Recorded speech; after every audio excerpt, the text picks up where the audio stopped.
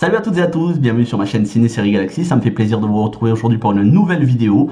Une vidéo un petit peu spéciale parce que je ne vais pas parler d'un film, d'une série, mais je vais parler d'une vidéo d'un autre youtubeur, d'un collègue youtubeur qui s'appelle Jocelyn Ramy. Vous trouverez tous les détails dans la description de cette vidéo.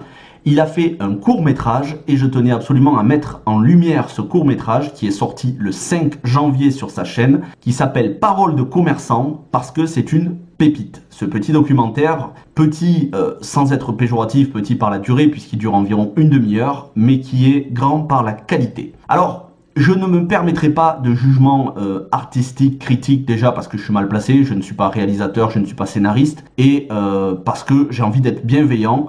Il débute, son rêve c'est de devenir réalisateur, ça se voit qu'il a des qualités, il a le talent pour le devenir. Bien évidemment c'est un documentaire amateur puisqu'il n'y a pas les moyens techniques de professionnels, mais le contenu en lui-même, le fond est excellent. Je vais passer en revue les points faibles, ce que j'estime qui pourrait être encore mieux pour la prochaine fois et surtout les points forts et vous encourager à aller voir son documentaire. Alors, qu'est-ce que Paroles de commerçant? C'est un documentaire d'environ 35 minutes qui donne la parole aux commerçants et aux artisans et qui sondent leur point de vue sur à la fois la crise économique qui résulte du Covid, mais aussi la peur du virus et la perspective d'avenir post-Covid. Un documentaire très intéressant.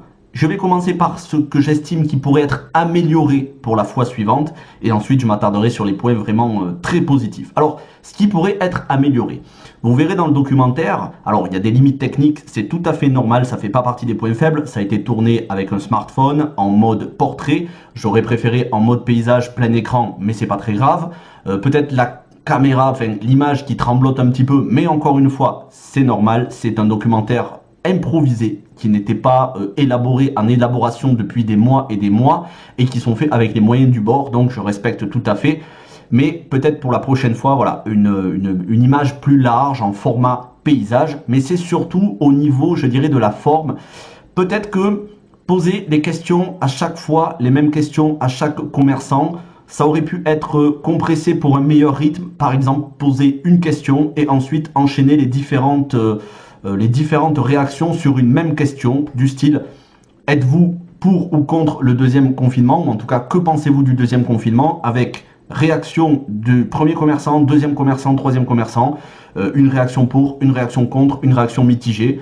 Ensuite, le cœur du documentaire, que pensez-vous des mesures ou avez-vous peur du virus, ce genre de choses. Là encore, avec une fois la question et puis les différentes réponses. Et enfin, pour terminer sur une note positive, la dernière question, comment envisagez-vous l'avenir? Et là aussi, différentes réactions. Plutôt que à chaque fois de poser toutes les questions à chaque commerçant, ce qui peut paraître peut-être un peu redondant, un peu répétitif. Mis à part ça, je n'aurai aucun reproche à faire, mais là encore, ça n'est pas un reproche, je le répète, je ne me permets pas de juger, c'est juste un petit encouragement à faire encore mieux la prochaine fois. Et maintenant, je vais m'arrêter sur les points positifs parce qu'il y en a beaucoup.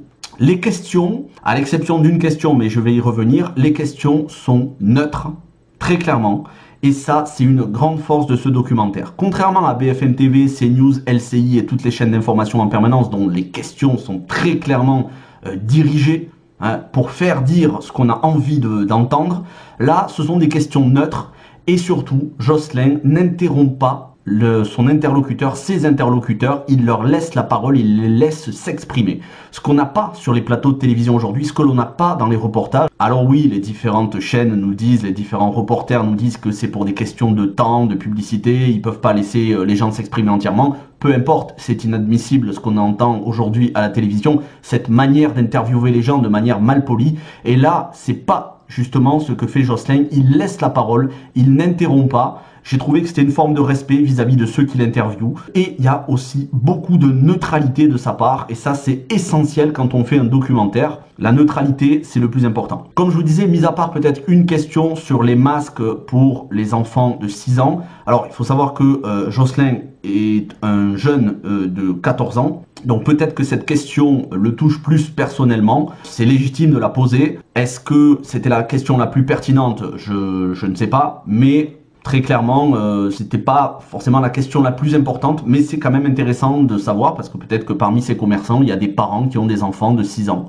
Un documentaire neutre, objectif, qui laisse la parole aux commerçants, qui n'interrompt pas et donc qui fait preuve de respect, avec différents points de vue. On ne juge pas. Vous verrez, il y a des gens qui sont pour, il y a des gens qui sont contre, il y a des gens qui sont mitigés. C'est très intéressant. Je vous encourage à aller voir son documentaire. 35 minutes, c'est pas très long. Regardez-le, partagez-le sur Facebook, Twitter, Instagram, bref, faites comme moi et comme beaucoup d'autres youtubeurs, encouragez-le, c'est vraiment important et vous verrez rester jusqu'à la fin du générique de son documentaire parce qu'il y a une annonce en fin de générique, une petite surprise, je n'en dis pas plus. Quant à moi, je tiens à te remercier Jocelyn, merci beaucoup de m'avoir permis de regarder le documentaire en avance, d'en avoir parlé aussi et j'espère, voilà, vraiment tous mes encouragements, j'espère que tu auras encore beaucoup de courts-métrages à nous partager parce que vraiment tu as du talent.